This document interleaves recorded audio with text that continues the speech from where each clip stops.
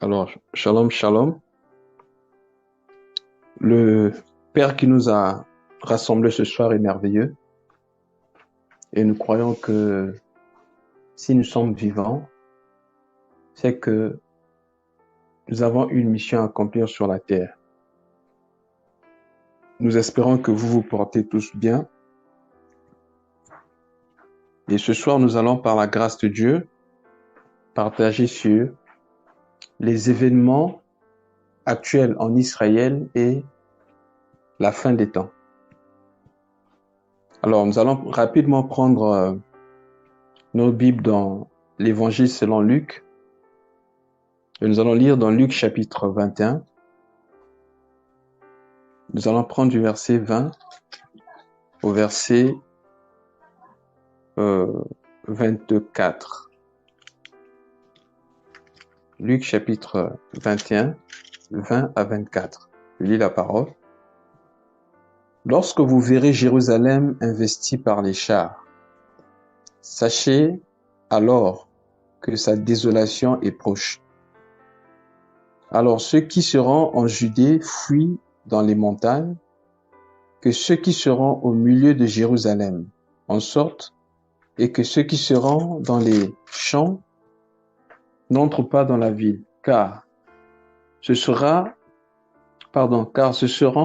des jours de vengeance pour l'accomplissement de tout ce qui est écrit.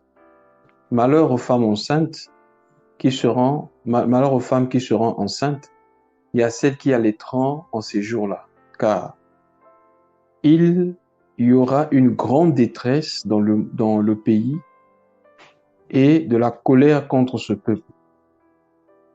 Ils tomberont sous le tranchant de l'épée, ils seront emmenés captifs parmi toutes les nations et Jérusalem sera foulée aux pieds par les nations, jusqu'à ce que les temps des nations soient accomplis. Il y aura des signes. Bon, ok, on peut s'arrêter là pour le moment.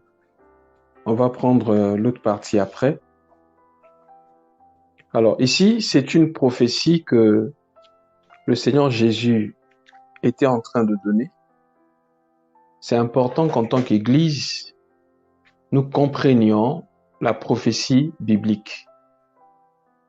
Parce qu'il est écrit que Dieu a donné aux uns d'eux comme prophètes, comme apôtres, comme docteurs, comme pasteurs, comme évangélistes. La Bible dit c'est pour le perfectionnement des saints, de telle sorte que nous puissions ressembler à Christ, atteindre cette stature parfaite. Ou bien aimé, nous serons comme Christ.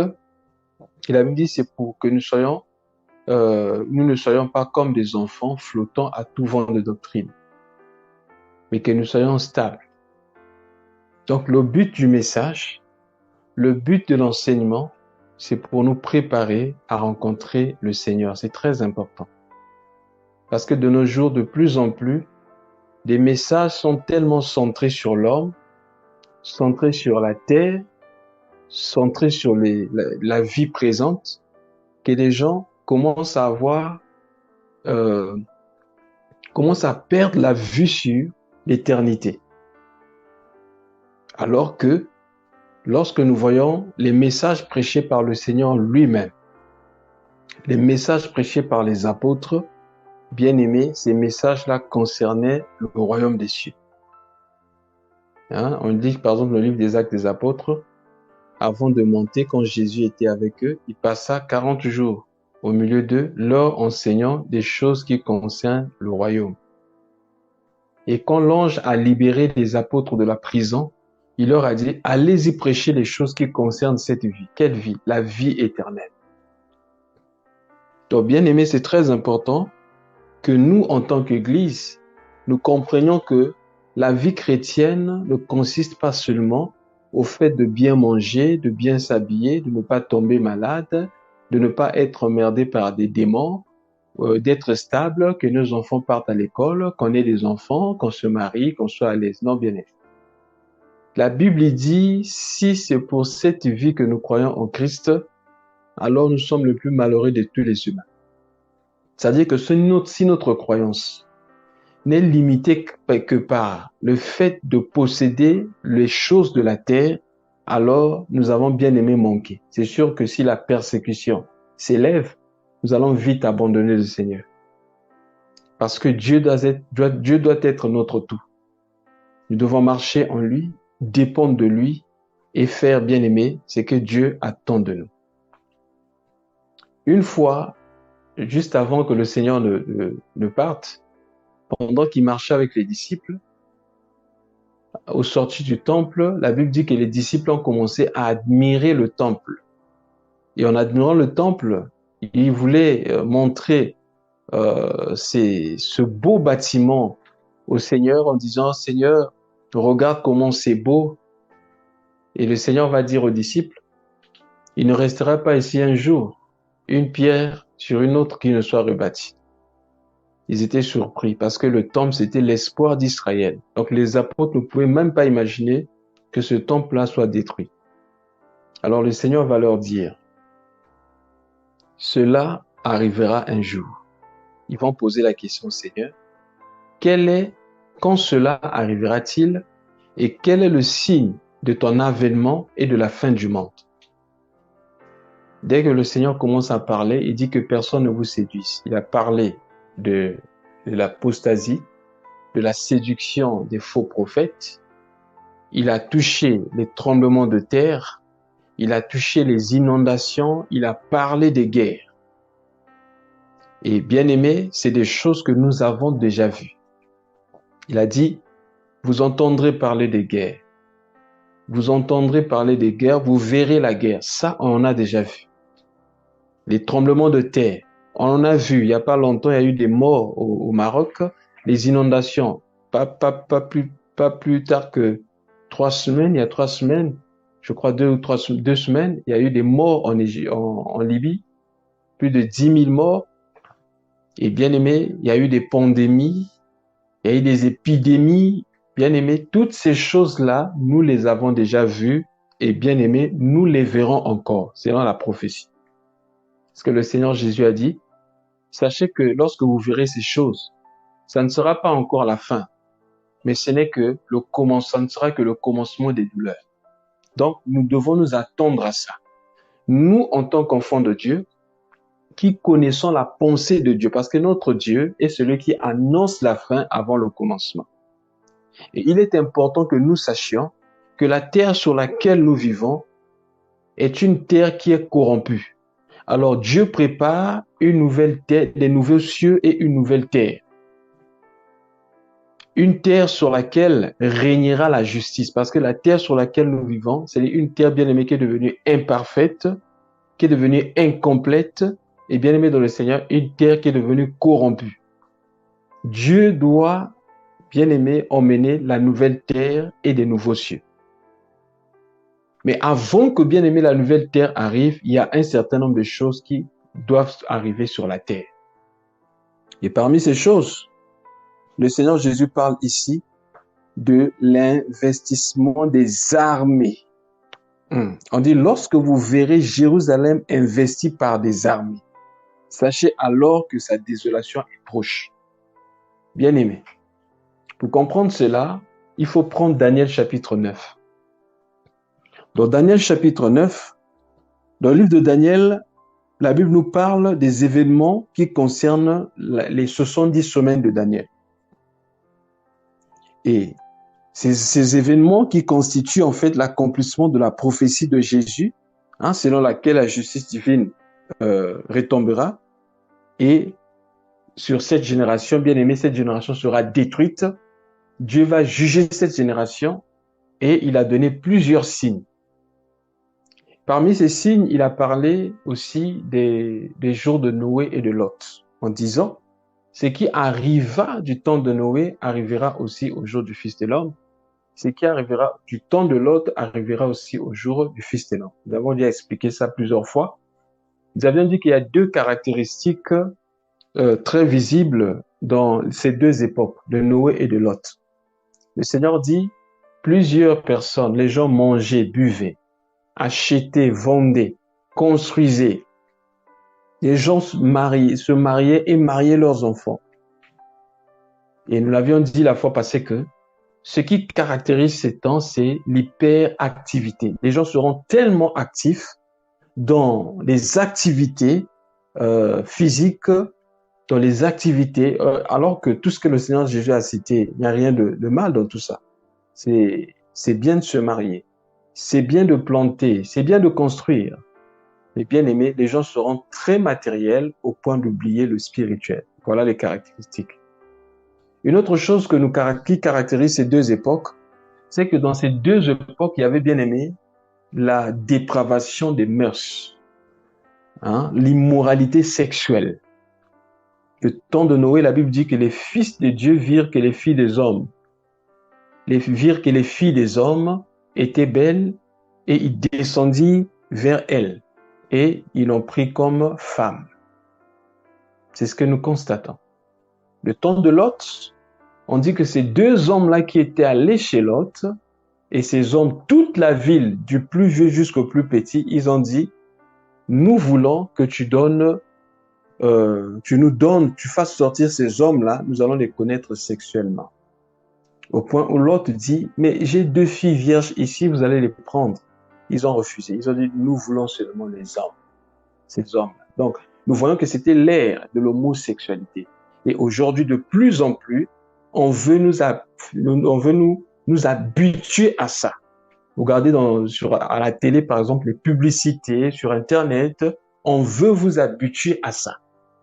Et de plus en plus, plusieurs pays légifèrent le mariage entre personnes de même sexe.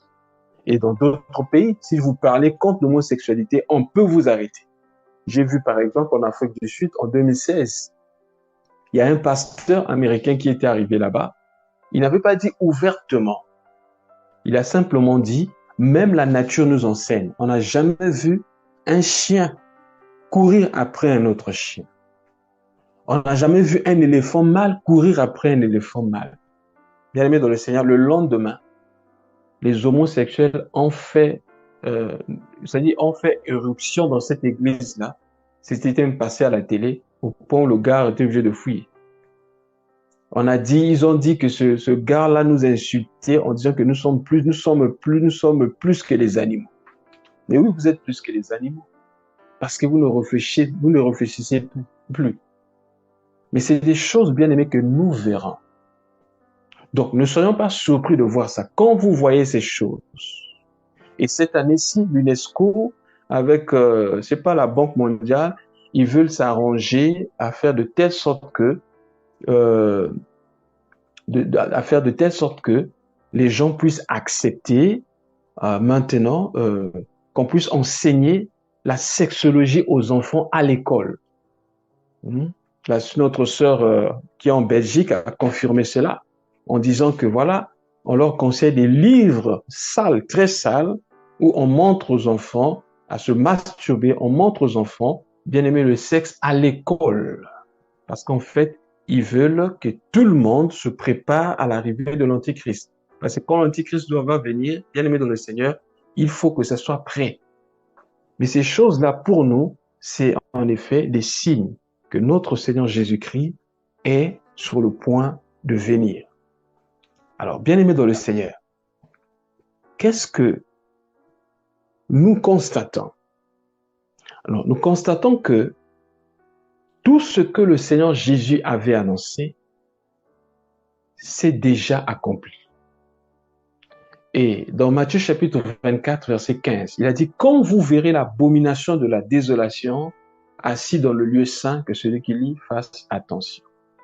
Nous l'avons expliqué la fois passée en disant que lorsque ce qui est impur va rentrer dans le lieu saint, qui est l'Église, s'asseoir dans le temple accepté par tout le monde, sachez que le Maître est sur le point d'arriver. Mais bien aimé, d'un autre côté, il va falloir qu'un troisième temple soit construit. Et dans ce troisième temple-là, lorsque l'Antichrist viendra, bien aimé, il va s'asseoir dans le temple. C'est ce que l'apôtre Paul explique en disant que cet homme-là, l'homme du péché, lorsqu'il viendra, il va s'asseoir dans le temple se proclamant lui-même Dieu. Parce que bien aimé, selon les 70 semaines de Daniel, la dernière semaine, lorsqu'il viendra, la première semaine, ça sera une semaine de paix. Il fera 3 ans et demi. Pendant ces 3 ans et demi, il y aura la paix sur la terre. Et la moitié de la semaine, c'est-à-dire les 3 autres ans et demi, c'est là maintenant qu'il va révéler sa face. Il va s'asseoir dans le temple et se proclamant lui-même Dieu. Et c'est là maintenant qu'il va commencer à proférer des malédictions contre Dieu.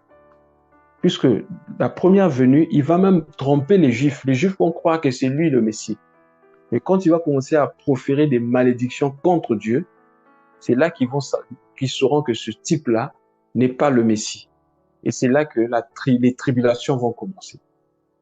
Et quand les tribulations vont commencer, Israël sera abandonné à lui-même. Bien-aimés, nous devons bien garder ça. Aujourd'hui, le peuple d'Israël, Israël a une armée puissante. Et son armée est là. Il y a les États-Unis qui sont avec eux, etc. Vous voyez, vous suivez, j'espère que vous suivez les informations. Vous savez ce qui se passe actuellement.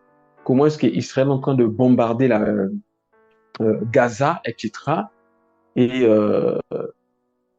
il y a le président américain, je crois qu'il est arrivé en Israël aujourd'hui. Il a 24 heures en Israël. Il passe en fait pour faire comprendre au Premier ministre Benjamin Netanyahu que voilà, faut peut-être bombarder, mais vous devez tenir compte des civils qui sont là-bas, il faut temporiser un peu, etc. Sinon, on ne sera plus de votre côté. Bien aimé, la prophétie nous montre que un jour, Israël sera abandonné à lui-même. Parce que quand le Seigneur Jésus-Christ viendra, il viendra en fait pour sauver son peuple qui va créer à lui. C'est là où la Bible dit, ils verront celui qu'ils avaient persécuté, celui qu'ils ont crucifié, et ils verront bien aimé même des marques sur ses mains. Et il descendra bien aimé sur le mont des Oliviers et ils vont pleurer amèrement. Mais le Seigneur Jésus vient pourquoi? Il vient bien aimé pour sauver le peuple juif de cette guerre. Mais avant sa venue physique, il y aura bien aimé dans le Seigneur l'enlèvement de l'Église. C'est là où la Bible dit dans 1 Thessaloniciens chapitre 4, verset 13 jusqu'au verset 18 là-bas, Paul lui dit, je ne veux pas que vous soyez ignorants au sujet de ceux qui dorment. Si Christ est ressuscité de mort, il ramènera avec lui et par lui ceux qui sont morts. Au son de la dernière trompette, les morts ressusciteront premièrement. Nous serons changés et nous allons monter à la rencontre du Seigneur dans la gloire. Donc, nous allons monter dans les airs et c'est avec les saints. C'est là où la Bible dit que il sera accompagné par les saints. Les saints viendront avec lui sur la terre. Bien-aimés dans le Seigneur, nous ne devons pas manquer cet événement. Mais pour participer à l'enlèvement, nous devons marcher dans les voies de Dieu. Nous devons marcher dans la sainteté. Je vais ajouter ce passage. On s'était arrêté dans Luc chapitre 21, on s'était arrêté au verset 24. Je vais ajouter du verset 25, je vais lire jusqu'au verset 28. Voici ce qui est dit. Il y aura des signes dans le soleil, dans la lune et dans les étoiles, et sur la terre. Il y aura de l'angoisse chez les nations qui ne sauront que faire au bruit de la mer et des flots. Les hommes rendront l'âme de terreur dans l'attente de ce qui surviendra sur la terre, car les puissances des cieux seront ébranlées. Alors on verra le Fils de l'homme venant sur les nuées avec une puissance et une grande gloire. Maintenant, bien-aimés, écoutez bien le verset 28. Quand ces choses commenceront à arriver, redressez-vous et levez vos têtes, parce que votre délivrance est proche. Le Seigneur a cité beaucoup de choses en amont. Mais il a dit, quand ces choses vont commencer à arriver, qu'est-ce qu'il faut faire? Vous devez redresser vos têtes. Redressez-vous et levez vos têtes. Ça veut dire quoi? Marcher dans la sanctification. Au lieu de continuer à regarder la terre, au lieu de continuer à regarder les choses de la terre, levez vos têtes vers le ciel parce que votre délivrance arrive. C'est-à-dire que le Seigneur Jésus arrive bientôt. Mais qu'est-ce que nous constatons? Tous les signes sont là. Au lieu qu'on nous prêche des messages qui nous aident à relever nos têtes, Ce sont des messages qui ramènent encore nos têtes vers le bas. Des messages centrés simplement sur le bien de l'homme. Bien-aimés, faisons très attention. Quand vous voyez ces guerres-là au niveau d'Israël, quand vous voyez ces choses, bien-aimés, ce sont des signes. L'Israël, c'est comme l'horloge de Dieu. Je veux continuer un peu le verset 29 pour plus de compréhension. Écoutez le verset 29. Il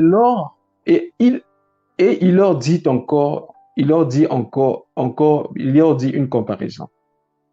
Voyez le figuier et tous les arbres. Dès qu'ils ont poussé, vous connaissez de vous-même, en regardant que déjà l'été est proche. L'été, c'est la présence du soleil. L'été, c'est la levée du soleil. Bien-aimé dans le Seigneur Jésus-Christ, il dit, pendant qu'il est jour, c'est maintenant qu'il faut travailler. La nuit arrive où personne ne pourra travailler. Moi, je suis la lumière du monde. Et après, en partant, il dit, vous êtes la lumière du monde. Lui, l'époux, c'est le soleil. La femme, c'est la lune. La lune éclaire la nuit. Donc, actuellement, c'est l'Église qui éclaire. C'est toi et moi qui éclairons les nations. Mais maintenant, bientôt, le soleil va se lever. Bientôt, il va revenir. Mais il a donné un signe. Il dit, lorsque vous voyez les figuiers, lorsque vous voyez le figuier et tous les arbres, dès qu'ils ont poussé, vous connaissez que de vous-même que l'été est proche. Or, il y a l'un des grands signes qui montre que le Seigneur Jésus-Christ reviendra dans cette génération, c'est que, bien-aimé, nous voyons, bien-aimé, le retour du figuier. Le figuier, c'est l'Israël. L'Israël avait cessé d'être une nation. Si vous regardez bien les prophéties en amont, on dit qu'Israël sera foulé aux pieds, Israël vivra ces nations. Depuis, bien-aimé, les années 70, Israël était foulé aux pieds. On a vu l'histoire des rois, etc. Bien-aimé dans le Seigneur, l'Israël était foulé aux pieds. Mais l'un des grands signes, c'est le retour, bien-aimé, d'Israël comme une nation, parce que Jérusalem doit être la capitale du monde. Voilà pourquoi vous voyez que c'est un lieu qui est très petit, limité, mais c'est un lieu, bien-aimé, qui attire l'attention de tout le monde. Et déjà, le fait que l'ambassade ait quitté Tel Aviv pour aller à Jérusalem, bien-aimé, c'est un signe que nous sommes à la fin des temps. Nous sommes à la fin. C'est très bientôt. Même la nature nous enseigne. Pierre a dit, nombreux disent que depuis longtemps, vous disent que le Seigneur va revenir, mais jusqu'à quand? Nous entendons le même discours. Ça fait 2000 ans qu'il est parti. Est-ce qu'il reviendra? Oh, Pierre nous dit quelque chose ici. Il dit, ce n'est pas une faiblesse ou que le Seigneur tardera à accomplir sa promesse, mais il use de patience. C'est simplement la patience de Dieu qui ne veut pas que tout le monde périsse, mais qui parvienne à la connaissance de la vérité. Regardez, je vais rapidement retrouver le passage où l'apôtre Pierre nous parle de ça. Je crois que c'est dans 2 Pierre. Je ne retrouve pas ça. Bon, c'est pas grave, on va avancer, on va pas rester là. Mais le passage dit en effet, nombreux disent que depuis la nuit des temps, on continue à dire que voilà, Jésus va revenir, il va revenir, mais jusque-là, il n'est pas revenu. Alors Pierre explique que s'il n'est pas revenu, ce n'est pas par faiblesse, c'est parce que la parole de Dieu pouvait mentir, mais c'est juste que Dieu use de patience parce qu'il ne veut pas que les gens périssent. Après, il dit, un jour est comme 1000 ans et 1000 ans sont comme un jour. Nous sommes aujourd'hui au 3e millénaire. Le Seigneur Jésus, mort le premier jour, il a été ressuscité au matin du 3e jour. Donc, ça fait 2000 ans qu'il est parti, qu'il est monté vers le Père. Et bien aimé, nous sommes déjà au matin du 3e jour. Si un jour est comme 1000 ans, ça veut dire que le 3e millénaire, c'est le 3e jour. Sa venue est certaine et très proche. C'est pourquoi, redressons-nous si on marchait loin des voies de Dieu.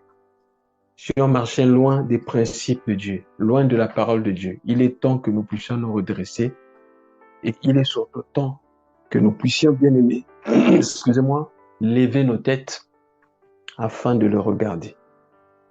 Si nous avons nos têtes levées, nous aurons la victoire. Parce que la Bible dit, c'est celui qui persévérera jusqu'à la fin qui sera sauvé. Que Dieu nous aide, que Dieu nous bénisse. Nous devons toujours continuer à prier pour le peuple d'Israël, prier pour les nations, pour que Dieu repousse ces guerres-là, parce que, bien aimé, il y aura toujours des guerres, mais nous ne devons pas cesser de prier. Mais seulement, veillons et prions pour ne pas tomber dans la tentation. Pierre dit dans 1 Pierre chapitre 3, verset 4, non, 1 Pierre 4, 7, la fin de toutes choses est proche, soyez donc sobres et sages pour vaquer à la prière. Que Dieu nous bénisse tous. Amen.